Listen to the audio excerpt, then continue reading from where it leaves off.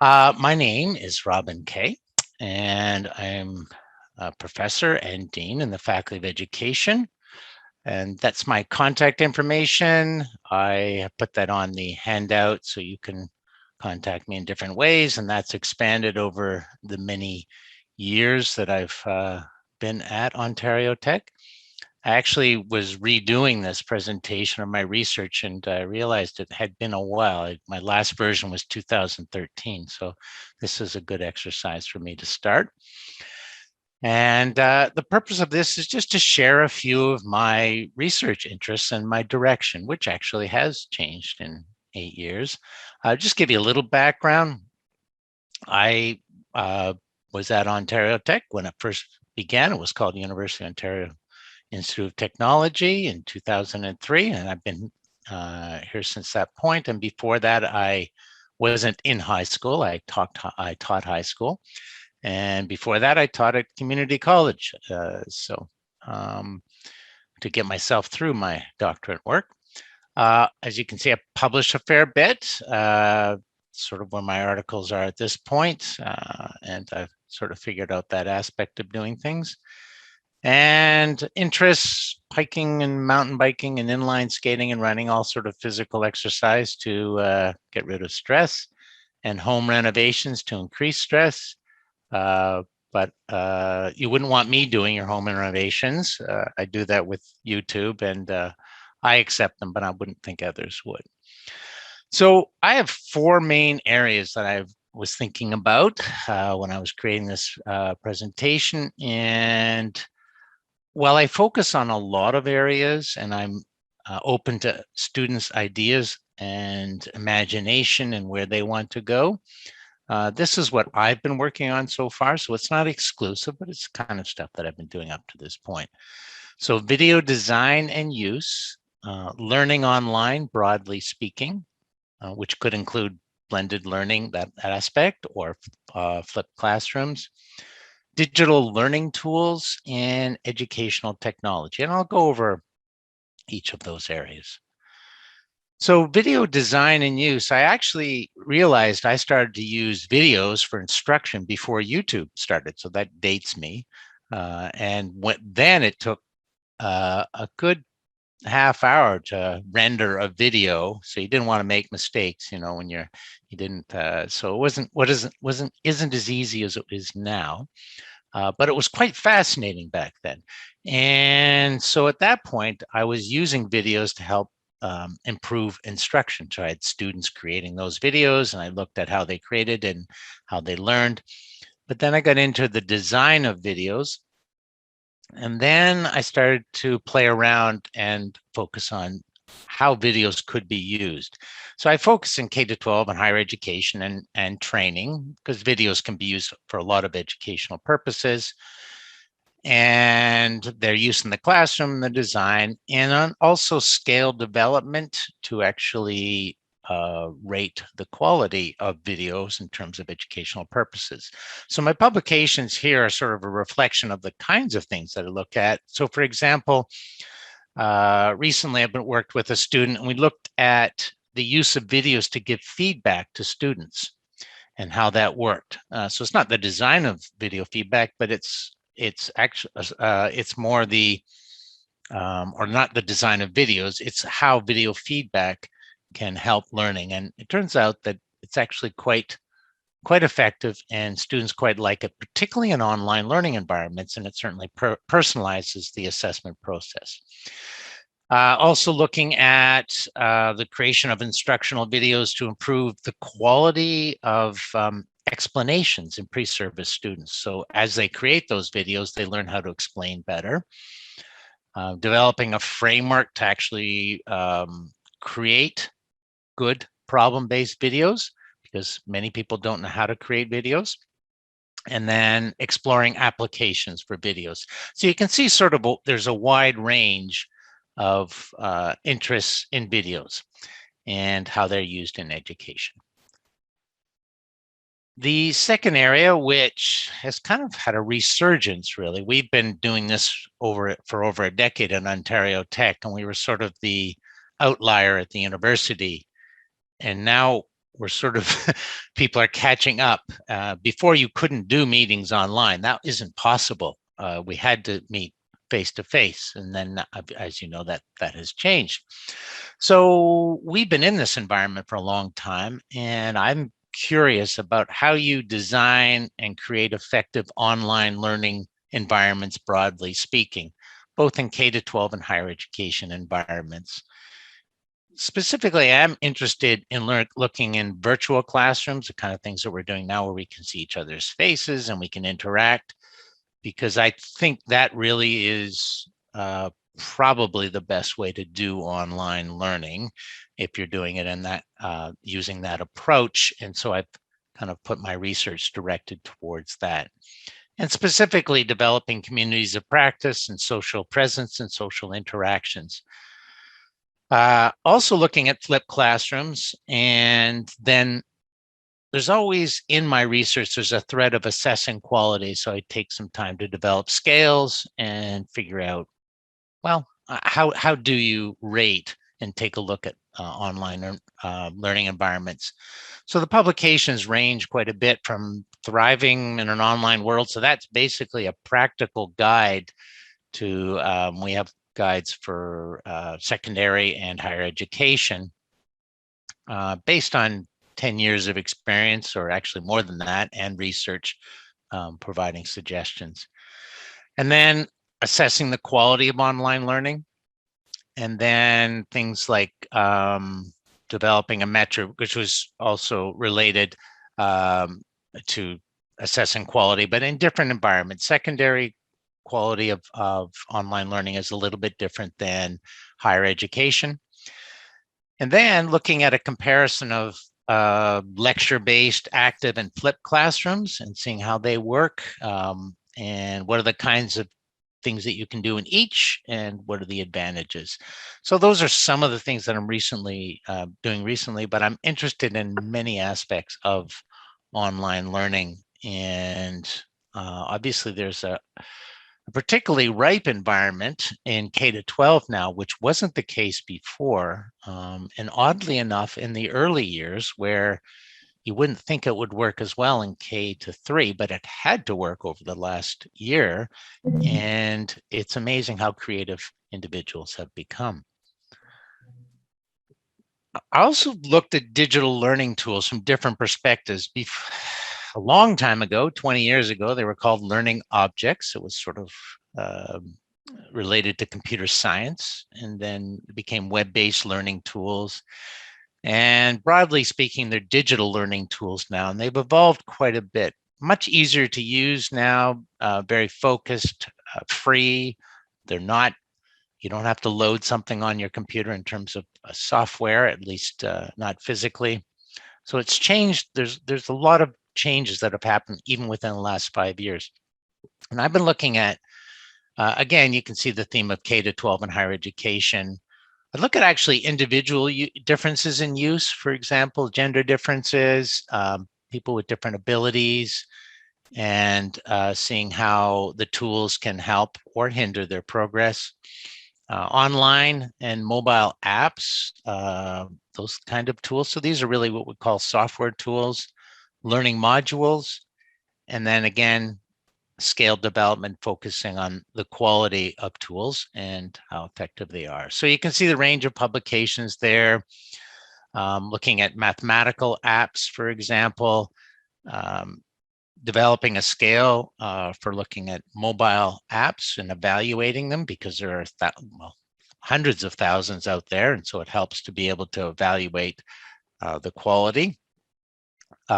Creating a framework for actually selecting the apps, assessing the impact of, in this case, a virtual lab or a virtual module, so I can get to that level as well.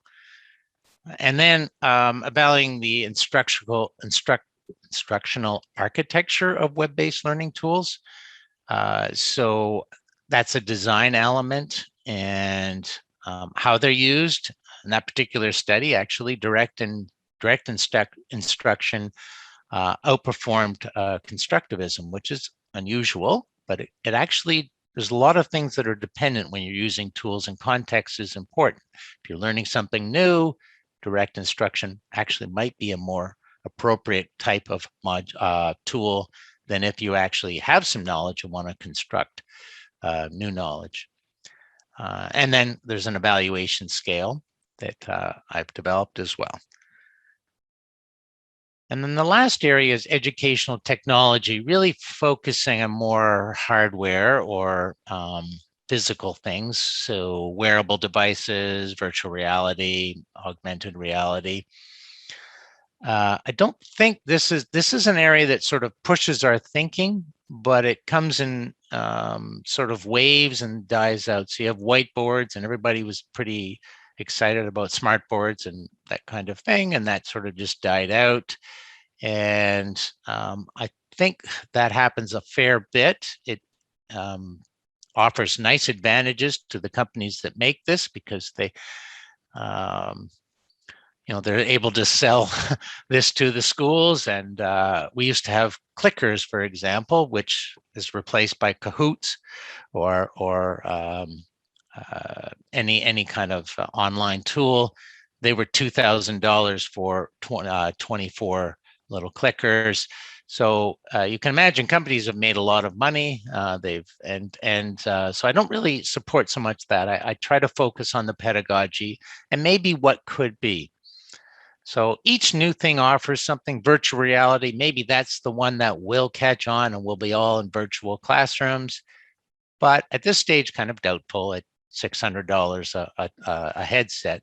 So, but you just don't know. So what I look at is what factors contribute to the meaningful use of technology in the classroom, and often focusing on pedagogy. Again, K-12 education. I also look at pre-service teacher education fairly closely. Individual differences in the use of technology. At one point, there was some pretty significant gender differences, which have actually attenuated over the last 10 years. Emotions while learning. My background's cognitive science, so I look at how people are learning with these tools. A term that's used a lot, 21st century classrooms, and broadly speaking, that can mean a lot of things, and flipped classrooms as well. So there's some overlap in the areas. Recently, I've been looking at wearable technologies with my students, and also laptop use and bring your own devices and how that affects a classroom environment and how students are using that and whether they're distracted or not. The laptop use scale, so scale development, technology use in early childhood education. That's with Nancy Zomer. That particular article is my leading article on ResearchGate. I think it's been downloaded or looked at over 27,000 times. And so that's a student that actually really wrote the majority of that. I helped her, and it filled a niche because early childhood education, people are conflicted about the use of technology there. And so how is it being used? And then how pre-service teachers use technology in the classroom. It's kind of important, and how that leads to future use and strategies. And I'll end off with some provocative ideas that have something to them, have some meat to them, but may not necessarily have full research behind them, but they're sort of hunches that I have, and knowing that my hunches are generally not very good. So I've had these ideas before, and technology has surprised me. I never thought there would ever be a reason that you would have a hard drive that was bigger than 20 megabytes. I made that statement many years ago, and as you know, that's absolutely ludicrous. At the time, we were using text and stuff like that, and I just thought you just wouldn't need that space. So yeah, I'm not the best at predicting. Given that caveat, things that I have observed, most instructional videos are poorly designed, and that's probably going to increase because people have had to create videos, and so they need help doing that. It isn't a matter of just getting on there and explaining. It's also like teaching. You just can't just explaining doesn't make the difference. You have to know how to explain and your audience. I think videos probably have started to replace and will continue to replace lecturing in the next decade in different ways, but we see that already, but different kinds of I think you'll see it more and more, probably in the form of flipped classrooms. This actually probably happen at Ontario Tech within the next 2 or 3 years, and probably a majority of universities as we go on, that many classes, perhaps close to 50% or higher, will be shifted to online in some format. That seems to be a fast trend, a resistance a year and a half ago, and then a kind of an acceptance. I'm not sure what that will mean. Not much for the BEd, but different programs. I guess when they come to school, they'll be doing experiential learning. That's sort of, they'll actually be, instead of hearing lectures. One thing I have observed, online learning magnifies poor teaching. So if you're going to lecture in person, that's one thing. If you lecture online, that's a disaster. Kind of like what I'm doing now. I'm going over the limit right now, probably. The design of digital tools in the last 5 years has been revolutionary, even if we don't realize it. Tools are far more easy to use. They're accessible, they're free, they're collaborative, they have specific purposes. It has changed drastically from when I was inserting CDs and loading software and having to upgrade. And now there's specific purposes, but there's also this wonderful set of tools that, Google Docs and slides and all those kinds of things, where we can learn and create collaboratively. And that has definitely changed our program, and I think it has potential to change education. Ed Tech, you're probably aware of this, is about pedagogy and learning, not technology. And that's something to remember. When we were 20 years ago, it was like, oh, this is interesting, clickers, and oh, this is, and we get caught up in this sexy technology, even with virtual reality. It's like, oh my gosh, wow, I can't believe this. And then, okay, and then how is that helping learning? And when we start to focus on that, you see that the tools naturally fade out. Smart boards are used, but not very much, because they're sort of glorified screens, and that doesn't mean you can't use them effectively, but many people don't know how to, because they haven't focused on the pedagogy. Until 2020, most teachers had limited ideas about how to use technology in the classroom. I'm not saying this group, but if you, broadly speaking, when you observed what was going on, you saw a lot of PowerPoint presentations, and you saw a lot of Kahoot, and it didn't go much beyond that. And I think that has changed. I think people have had to adapt and do more over the last year and a half, which leads to idea eight, that COVID, oops, not good for the recording, has it? We'll have to edit that part out. I get choked up about this. No. So COVID-19 will lead to a paradigm shift in the use of educational technology. I think it already has. We've jump-started a whole generation of teachers, particularly ones that were resistant to using technology because they have to use technology. And once they've got their foot in the door, it doesn't mean that they'll take off and use it extensively, but they're going to use it far more than they ever have. And I'm looking forward to seeing how that'll play out.